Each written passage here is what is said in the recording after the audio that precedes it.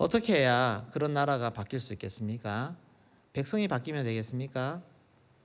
통치 권력이 바뀌어야 됩니다. 통치, 권세 잡은 자가 바뀌어야 됩니다. 영적인 세계도 마찬가지입니다. 지금 우리가 살고 있는 이 세상은 어찌 보면 공중 권세 잡은 자, 마귀가 주도권을 가지고 다스리고 있다고 생각하시면 되겠습니다. 그 세상 권세 앞에 수많은 사람들이 사로잡혀 있고 거기에 있습니다. 그 사람들이 어떻게 하면 행복해질 수 있을까? 통치자가 바뀌어야 됩니다. 만왕의 왕 대신 우리 하나님이 그 통치를 회복하고 다스리기 시작하면 수많은 사람들이 자유를 얻고 생명을 얻고 행복을 얻을 수 있는 그런 삶이 된다는 것입니다. 이 땅에 누가 통치자인가? 누가 권력을 가지고 있는가? 우리가 이것을 먼저 분명히 알아야 됩니다. 이 모든 권세, 이 땅의 모든 권세는 우리 하나님이 갖고 계신 줄로 믿습니다. 이 땅의 만왕의 왕이신 하나님, 그 하나님이 이 땅을 지으시고 이 땅을 지금 또 운행하시는 그 하나님이 주인 아니겠습니까? 근데 그 하나님 아버지의 권세를 그 아들 예수님에게 다 위임하셨다고 그렇게 말씀하고 있습니다. 오늘 말씀에 18절 말씀에 보시면 하늘과 땅의 모든 권세를 내게 주셨으니, 예수님이 하시는 말입니다. 하늘과 땅의 모든 권세를 우리 아버지 하나님이 나에게 주셨다는 것입니다. 참 권세는 하나님 아버지에게로부터 내려오게 됩니다. 이것을 잘 알아야 됩니다. 권세가 어디서 오느냐? 하나님 아버지에게로부터 온다는 사실입니다. 우리가 조심해야 되는 것이 사탄도 우리에게 와서 자기가 모든 권세를 다 쥐고 있는 것처럼 우리를 속입니다. 심지어 예수님이 이 땅에 오셨는데, 하나님의 아들이 오셨는데도 거기에 뻔뻔스럽게 찾아가서 내가 권세를 주겠다, 내 앞에 절하라, 그렇게 말하는 자가 사탄입니다. 사탄도 정말 힘을 가지고 자기 밑에 수하들, 부하들을 많이 거느리고 얼마나 많은 그 밑에서 권세 받고자 따라오는 자들을 지배하고 있습니까? 지금 또 사탄의 권세 아래 놓인 수많은 사람들이 있습니다.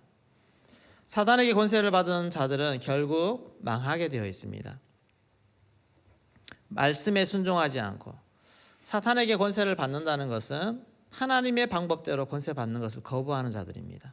하나님의 말씀대로, 하나님의 방식대로 그렇게 주어지는 권세를 거부하고 내 욕심대로, 내가 하고 싶은 대로, 내가 원하는 권세, 그것을 붙잡고자 하는 사람이 사탄의 유혹에 넘어가 버립니다. 예수님은 하나님께 어떻게 권세를 받았겠습니까?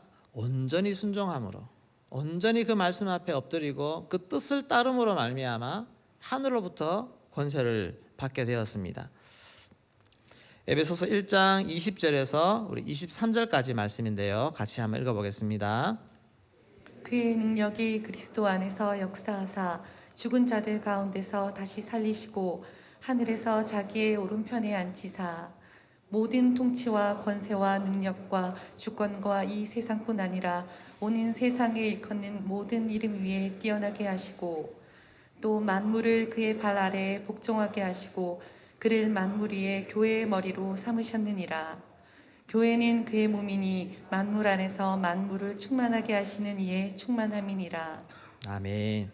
그의 능력이 그리스도 안에서 역사하셨다 했습니다. 그래서 모든 통치와 권세와 능력과 주권과 이 세상 오는 모든 통치자들 위에 뛰어난 이름, 모든 통치자들을 능가하는 그 이름과 능력을 예수님에게 주셨다는 것이고, 그 예수님이 바로 우리 교회의 머리가 되신다라고 하는 것입니다. 이것은 교회의 권세를 얘기합니다. 교회가 어떤 권세를 가졌느냐? 예수 그리스도의 권세를 우리가 가지고 있다는 것입니다. 그리고 우리는 그 교회, 예수님의 몸입니다. 교회의 몸인 우리는 우리가 바로 교회라는 사실입니다. 우리의 머리 예수님의 권세가 우리에게도 그대로 주어진다는 것입니다. 위로부터, 하나님께로부터 받은 그 모든 권세를 예수님은 오늘 우리에게 나누어 주십니다. 우리에게 나누어 주셔서 그 권세로 세상을 정복하도록, 그렇게 명령하시는 것입니다. 우리는 이 권세를 가지고 세상으로 나아가야 됩니다. 세상에 나아가서 어둠의 권세에 사로잡혀 있는 영혼들을 건져내고 구해내는 그 일, 이것을 감당해야 됩니다. 이것이 교회와 우리가 바로 받은 사명입니다. 이 사명을 잃어버리면 우리의 존재 이유 자체가 없어집니다. 왜 주님이 교회를 세우셨는가? 왜 우리를 구원하셨는가? 이 사명 감당하기 위해서라는 겁니다. 그저 구원받은 생명, 우리끼리 잘 먹고 잘 살고 그 정도가 아니라 이 사명을 감당을 해야 되는 것입니다. 이것이 성도들이 이 땅에 있어야 될 이유입니다. 우리의 정체성입니다. 세상 사람들처럼 살면 안 된다는 것입니다. 세상 사람들처럼 인생의 목표를 잡고 그렇게 사는 것이 아닙니다. 하나님의 자녀는 세상 사람들과 구별되어야 됩니다. 구약에 하나님의 노아 시대 때 하나님의 아들들이 사람의 딸들하고 결혼하기 시작했습니다. 그리고 나서 그들의 삶 중에 무엇을 잃어버렸느냐? 거룩한 정체성을 잃어버렸습니다. 하나님의 아들로서 구별된 삶이 사라져버린 것입니다. 다 똑같이 섞여서 그렇게 살 때 하나님이 소망을 잃어버리신 것입니다.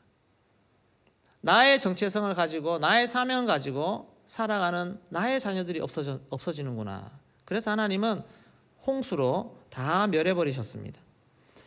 오늘도 마찬가지입니다. 구별됨이 없으면, 세상 사람들과 구별됨이 없으면 의미가 없습니다.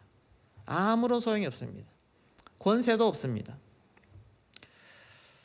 돈과 힘이 있어도 구별됨이 없다면 우리는 그것을 나를 위해 사용합니다. 나의 영광 위해서, 나의 쾌락을 위해서, 나의 즐길 것을 위해서 다 그렇게 사용해 버립니다.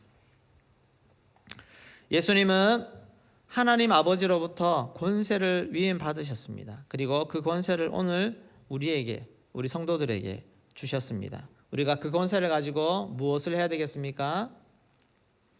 복음을 전하고 생명을 전하는 그 일을 우리가 감당해야 됩니다. 이것이 때로는 부담스럽게 다가올 수 있지만, 그러나 우리 주님께서 이 일을 위해 우리를 부르셨다고 하는 그 사실을 기억해야 됩니다. 구별됨으로 세상에 나아갈 때 빛을 들고 세상에 나아갈 수 있는 그 빛이 우리에게 있어야 되지 않습니까? 부패한 곳에 가서 소금으로 그들을 새롭게 할 때 그 짠맛을 가진 소금, 제대로 된 소금이 우리가 되어야 되지 않습니까? 이것이 우리의 본분이라는 겁니다. 명절 동안, 연휴 기간 동안 우리의 모든 활동이 바로 이 권세를 주신 하나님의 뜻에 맞는 그런 행동을 할 수 있기를 소망합니다. 우리가 친척 집에 가고 고향에 가고 어르신들을 만나고 다 좋습니다. 다 만나는 그 중에 우리가 이 권세 잡은 자로서의 사명을 감당해야 됩니다. 복음을 전하고, 또 아직 신앙이 제대로 형성되지 않은 그런 친척들 가운데서도 바른 복음의 삶을 살도록 우리가 영향력을 주는 그런 삶을 살아야 됩니다.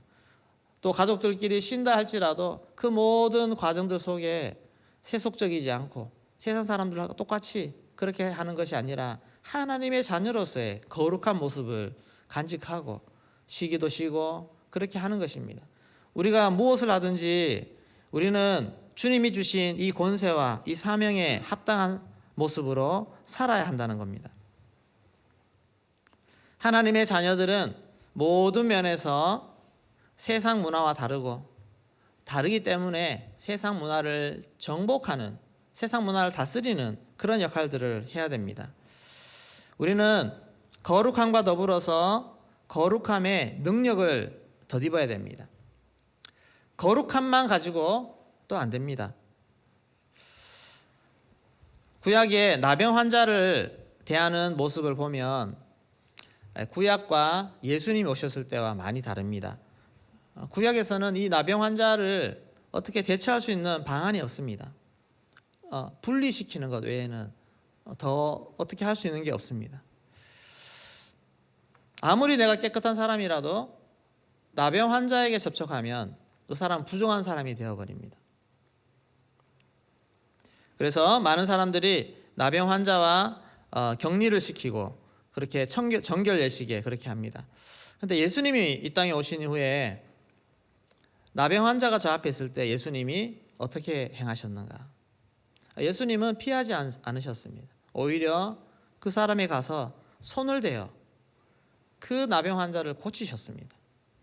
예수님이 나병 환자의 손이 되었을 때 예수님이 부정해졌습니까?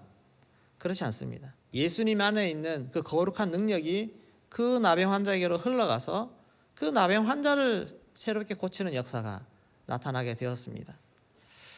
거룩한 분이 능력을 가지니까 이런 역사들이 나타나는 것입니다. 거룩한 자가 단지 거룩함만 가지고 힘이 없다면 부정한 것에 접촉하면 내가 부정해지지만, 그러나 거룩한 자가 능력을 가졌을 때에는 그 능력을 오히려 전파할 수가 있습니다. 거기에 영향력을 줄 수가 있다는 것입니다. 세상 문화 속에 우리가 있을 때 나는 거룩한 능력을 가진 자인가? 그러면 세상 문화를 능가할 수 있는, 세상 문화를 물려낼 수 있는 그런 능력이 있습니다. 그러나 세상 문화 속에 있을 때 점점 내 영혼이 상하고 내 생각이 바뀌고 이 거룩함을 잃어버린다면 나는 능력이 없는 자입니다. 이것을 우리가 기억하고 오늘 시대에 우리가 어떻게 살아야 될 것인가? 우물에 독이 들어가면 그 우물은 뚜껑을 덮어야 됩니다. 어떻게 할 수가 없습니다. 그 독이 다 빠질 때까지 우물물을 퍼내든지. 그런데 샘에 독이 좀 떨어져도 샘은 문제가 되지 않습니다. 금방 속에서 새로운 것이 흘러나와서 독을 다 밀쳐내버립니다. 마치 이와 똑같습니다. 우리 안에서 솟아나는 샘이 있는가? 거룩함과 그 능력은, 권세, 능력은 우리 안에서 끊임없이 새로운 은혜들이 솟아나와서 나를 새롭게 하고 환경에 때묻지 아니하고 환경의 더러운 것에 내가 영향받지 않고 오히려 내 안에서 거룩함으로 다 새롭게 낼 수 있는 그런 은혜와 능력, 이것이 우리에게 주어질 때 우리가 세상 어디를 가도 영향받는 자가 아니라 영향 줄 수 있고 변화시킬 수 있는 그런 사람이 될 줄로 믿습니다. 이 은혜와 능력을 오늘 또 내 속에서 공급받기를 소망합니다. 이것이 바로 성령의 능력입니다. 사도행전 1장 8절 말씀을 같이 읽겠습니다. 성령이 너에게 임하시면 너희가 권능을 받고 예루살렘과 온 유대와 사마리아와 땅끝까지 이르러 내 증인이 되리라 하시니라. 아멘. 오직 성령이 너에게 임하시면 너희가 권능을 받고, 제자들이 성령으로 권능 받은 이후에 제자들은 거칠 것이 없었습니다. 어디든지 다니면서 복음 전하고 심지어 칼에 위에 온다 할지라도 개의치 않고 그 사명을 감당하는 자가 되었습니다. 오늘 우리에게 가장 필요한 것은 성령으로 권능 받는 일인 줄로 믿습니다. 기도할 때 우리 주님은 은혜를 주시고 권능을 주시고 능력을 주시고 우리 하나님께서 우리를 사용하시기에 합당한 그런 사명자로 오늘 우리를 세우실 줄로 믿습니다. 우리 명절을 맞아서 아직도 영적 전쟁이 남아있지 않습니까? 믿지 않는 가족들, 친척들, 그들을 바라보면서 이것을 이 시기를 좋은 기회로 삼으시고 여러분 나아가서 주님 지시 사명을 잘 감당할 수 있기를 소망합니다. 아울러 이 땅을 위해 기도할 때도 마찬가지입니다. 우리 하나님의 자녀들이, 이 땅에 이렇게 많은 교회들이 이 땅을 영적으로 밝힐 수 있고 어둠을 물려낼 수 있는 그런 사역도 사명들을 잘 감당할 수 있는, 그래서 영적 전쟁이 일어나서 오히려 역전시킬 수 있는 그런 시기가 될 수 있기를 소망합니다. 그러기 위해서는 충만하게 기도해야 될 줄로 믿습니다. 오늘 또 여러분 부담을 가지시는 많은 분들이 있습니까? 충만한 은혜가 올라올 때까지 기도하시고 그렇게 지혜를 구하시고 은혜와 능력을 구하셔서 그런 가운데 여러분의 발걸음을 걸어갈 수 있기를 소망합니다. 어디를 가도 우리 주님이 동행하실 줄로 믿습니다. 주님의 권세를 인고 당당하게 세상 가운데로 나에게 주어진 곳으로 달려가서 주의 사명을 감당하는 저와 여러분 되기를 주의 이름으로 축원합니다. 성령이 임하시면